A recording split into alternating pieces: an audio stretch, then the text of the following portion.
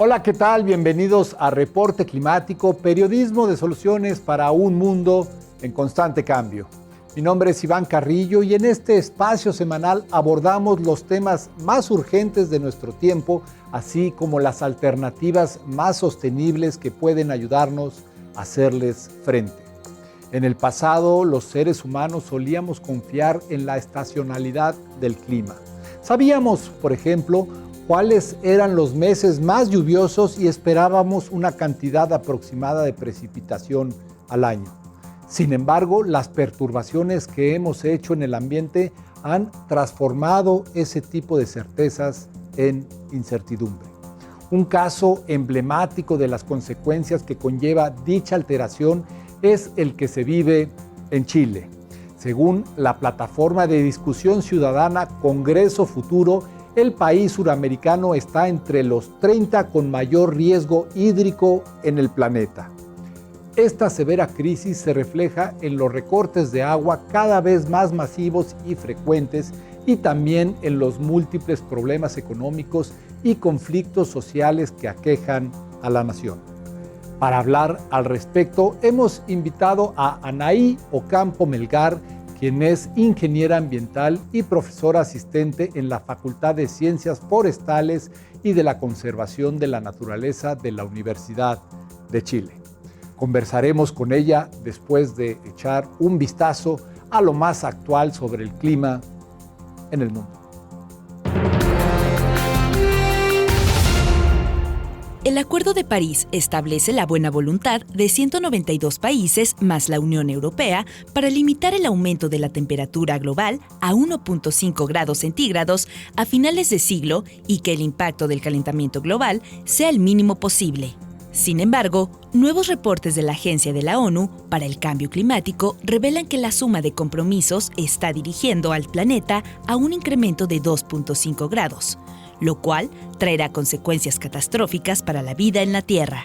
Desde 2019, los expertos indicaron que frenar ese problema requería disminuir las emisiones de carbono en un 43% para 2030 respecto a los niveles de 2010, pero paradójicamente, los datos muestran un crecimiento de 10.6%. Simon Steele, secretario ejecutivo de la agencia, advirtió que todavía no estamos ni cerca de la escala y el ritmo de las reducciones de emisiones necesarias para ponernos en camino hacia un mundo de 1.5 grados centígrados. Y añadió que los gobiernos deben reforzar sus planes de acción climática y aplicarlos en los próximos 8 años. Los costos del cambio climático podrían ser mayores de lo que los economistas suelen calcular. Esto se debe a que sus proyecciones con frecuencia excluyen amenazas potencialmente devastadoras, pero difíciles de cuantificar, como el colapso de las corrientes de circulación oceánica o el aumento en el número y duración de las guerras. Así lo sugiere un reciente estudio publicado en la revista Nature. De acuerdo con los autores, los modelos económicos del cambio climático a menudo les dicen a las autoridades que solo presten atención a los resultados más probables. Eso equivale a asumir que no hay necesidad de que un país esté preparado para una posible pandemia solo porque se trata de un evento relativamente raro. Cuantificar los riesgos del cambio climático para las personas, las empresas y las naciones requiere una combinación desafiante de ciencia, biología, economía y otros campos. De lo contrario, seguiremos perdiendo oportunidades para hacerle frente a la crisis. La industria de la construcción emite cerca del 40% del dióxido de carbono global, informó AFP. Por ello, combatir el cambio climático implica que dicho sector se reinvente a través de una disminución drástica del cemento, un uso preferencial de materiales locales y el reciclaje. Estos son los consejos de Lina Godme, arquitecta franco-libanesa que copreside una asociación para la construcción en medios extremos.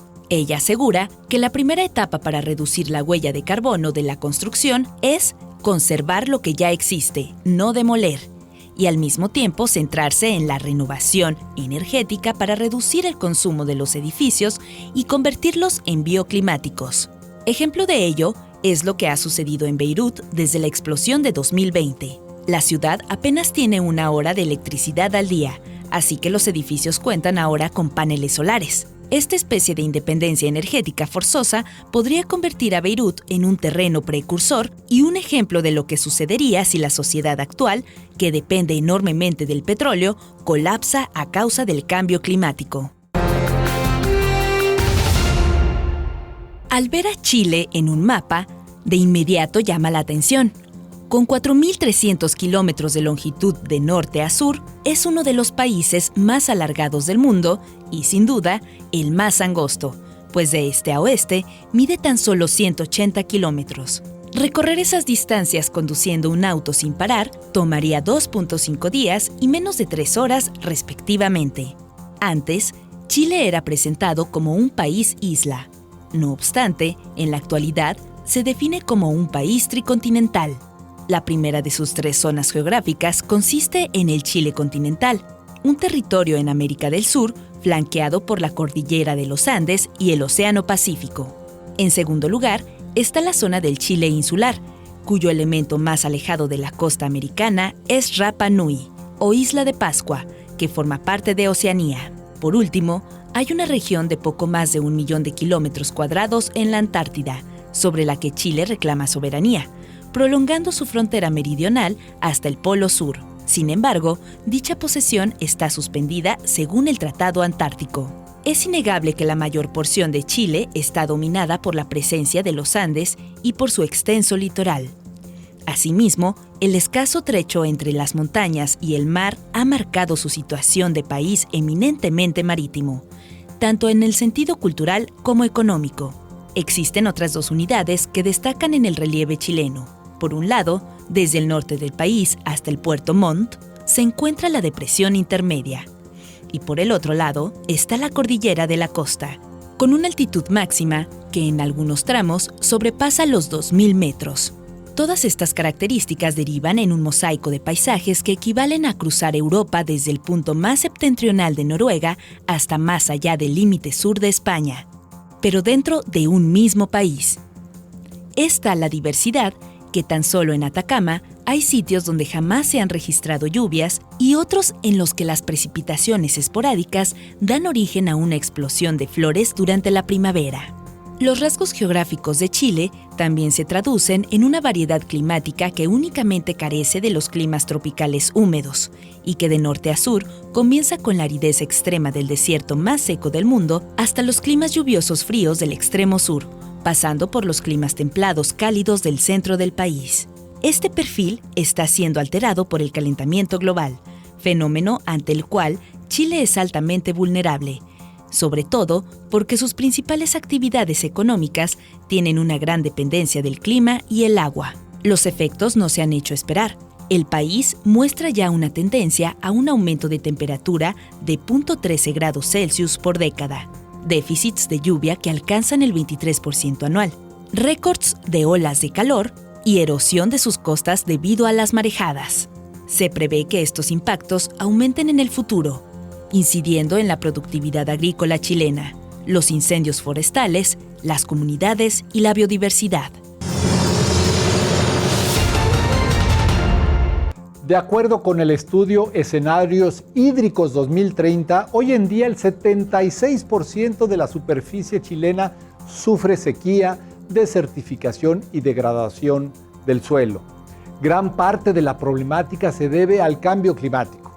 Así es como este fenómeno global impacta al país.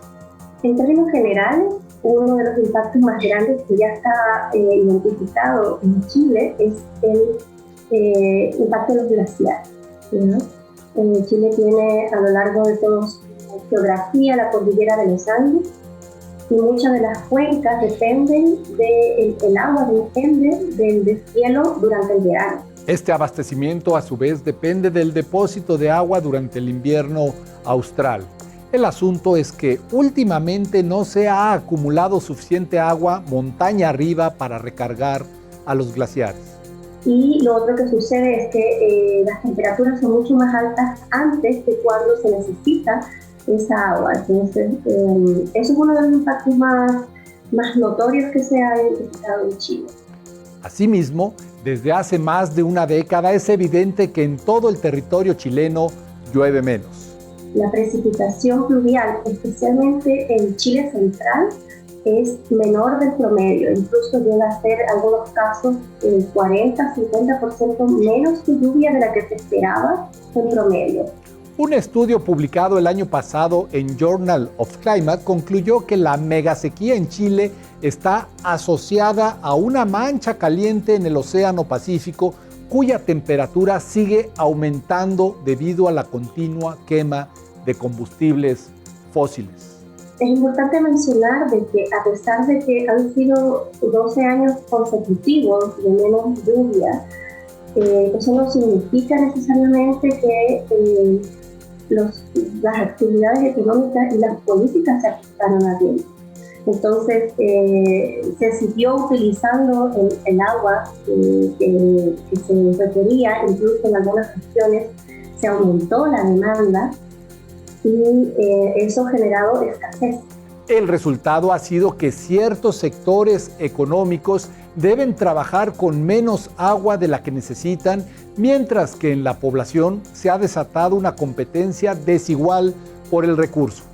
Entonces, territorios en los que probablemente actividades económicas tenían mucha más capacidad de adaptarse a la cada vez menos precipitación, menos lluvia, han competido de manera desigual con otros sectores económicos o con la población que tiene sistemas, por ejemplo, de distribución de agua potable muy precarios y que dependen de la organización muchas veces voluntaria de vecinos que no tienen una capacidad técnica y económica para realizar tan difícil trabajo. En muchos sitios son los propios habitantes quienes, sin capacidad técnica ni económica, han tenido que resolver su acceso al agua.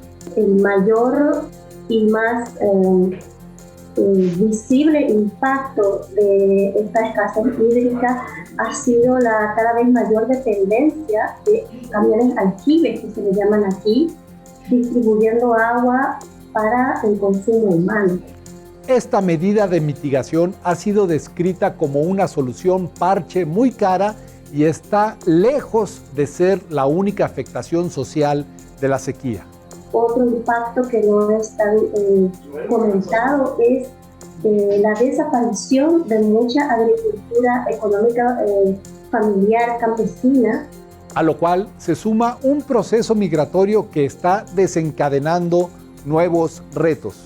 Migración que también se traduce luego en urbanización de muchas zonas rurales, con personas que vienen de zonas urbanas a vivir en zonas rurales, pero sin un entendimiento de que en estas zonas hay menos agua.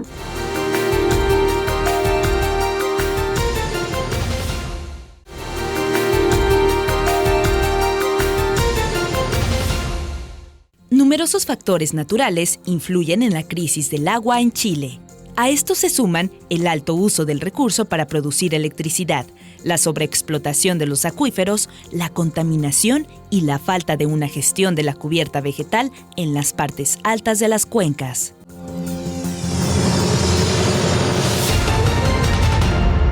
La carencia de agua en Chile parece haber llegado para quedarse. Por ello, Anaí Ocampo hace esta sugerencia. Mira, los impactos de la sequía y en la escasez tiene múltiples dimensiones. Y yo creo que no existe una sola respuesta.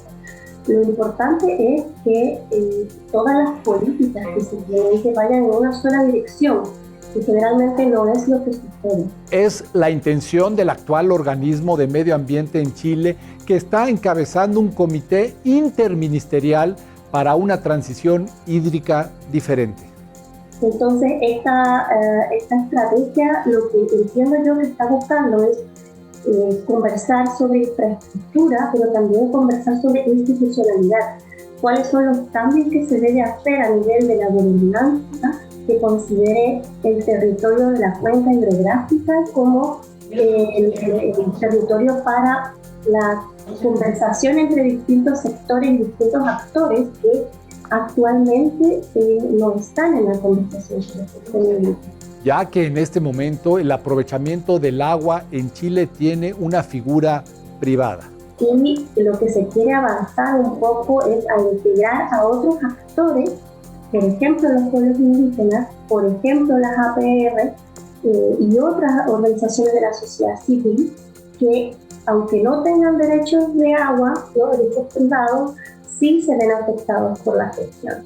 Entonces, no se conoce todavía la figura institucional que va a salir de estas conversaciones, pero definitivamente sí se cree que va a ser una institucionalidad mucho más participativa. Porque, ante todo, la gestión del agua es un tema de justicia. El agua es uno de los elementos por el cual el cambio climático se hace más evidente y más muestra nuestra vulnerabilidad como seres humanos.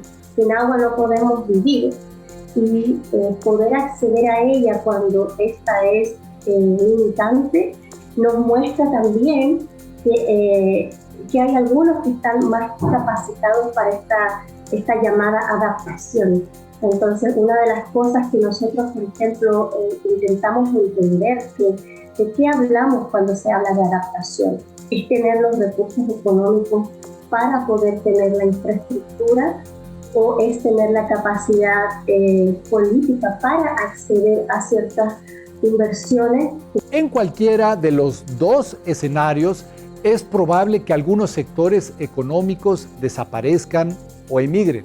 Pues efectivamente el agua hace evidente lo desigual que está en la cancha cuando hablamos de adaptación al cambio climático.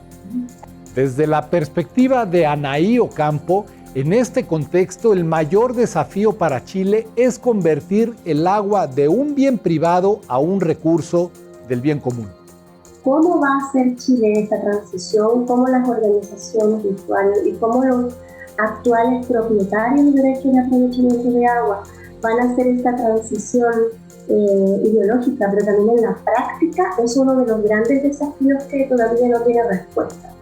Efectivamente no tiene, a pesar de que muchas organizaciones exigían que esto sea uno de los primeros cambios y más directos que tenga la Constitución, lo que quedó finalmente no tiene un plazo fijo, sino que va a depender de una serie de artículos transitorios que tienen que salir después, entiendo yo, de la conversación ya en las cámaras de diputados.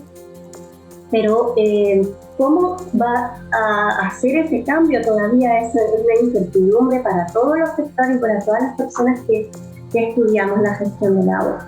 En lo que se establecen esos acuerdos, Chile está implementando acciones que, si bien no son las más idóneas, sí amortiguan la espera rumbo a una adaptación hídrica efectiva. Hay un gran esfuerzo, por ejemplo, en implementar más plantas de sal y desaladera, especialmente para aquellas actividades económicas que actualmente requieren el agua, por ejemplo, la minería. Otra de las estrategias que se está implementando, entiendo yo, todavía sigue vigente un plan nacional de embalses que viene del anterior gobierno, que tenía establecido construir 26 nuevos embalses y me parece en 9 regiones de Chile. Otra de las estrategias que ha sido empujada mucho desde el sector privado, pero todavía está en proyecto y no ha pasado ninguno de los niveles de evaluación, es construir carreteras hídricas, por ejemplo, que quieren traer agua desde regiones en las que hay mayor lluvia hasta regiones en las que en el norte las actividades económicas todavía, agricultura y minería no han solucionado. Esas son estrategias que desde el sector privado se están empujando fuerte, pero no necesariamente son las que todos los actores o todos los o el gobierno está de acuerdo. Cómo ir conversando estas distintas estrategias y buscar algo en común, lo que te mencionaba al principio. Ojalá haya sinergia entre lo que hacen los distintos ministerios y entre lo que desde el sector privado también se requiere. Lo que sucede en Chile es una advertencia de que el agua constituye un tema de seguridad nacional e incide en todos los ámbitos de un país. Creo que a pesar de que cada que viene un evento climático recordamos lo vulnerables que somos como sociedades, no es algo que todavía no tengamos tan consciente. Se nota mucho, por ejemplo, en la ciudad de Santiago, que no hay una conciencia real de la disponibilidad de agua que tiene una ciudad de 7 millones de habitantes, que todavía sigue utilizando el agua, todavía sigue tiene tipo de jardines, por ejemplo, o parques públicos que requieren mucha más agua de la disponible. Yo creo que esto es algo que pasa en casi todas las ciudades de Latinoamérica, en que como tenemos la facilidad de abrir el grifo, la cañería, no sé cómo ustedes lo dicen, sentimos que es algo que no tenemos solucionado. Y no saben toda la dificultad que existe detrás de este proceso y lo frágil que es las dificultades actuales que tienen muchos de los servicios sanitarios para seguir manteniendo el nivel de consumo que tenemos. Que tiene que ser el ciudadano común, porque siento que hay otros factores que son mucho más importantes que tomen conciencia, porque no somos precisamente los que utilizamos más agua. De todas maneras, sí es cierto que mientras más entendemos un problema, más conciencia tenemos, probablemente mejor nos involucramos y somos parte de la solución. Como ciudadanos debemos ser conscientes de la dificultad que implica llevar agua a nuestros hogares y en este mismo sentido el consejo de Anaí Ocampo para todos nosotros es el siguiente. No necesariamente